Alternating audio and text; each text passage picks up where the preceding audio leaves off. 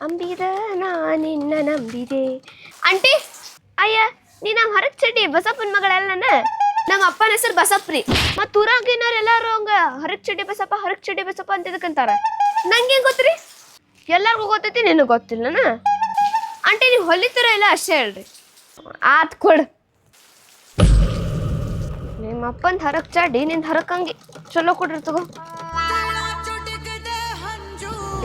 ತಗೋ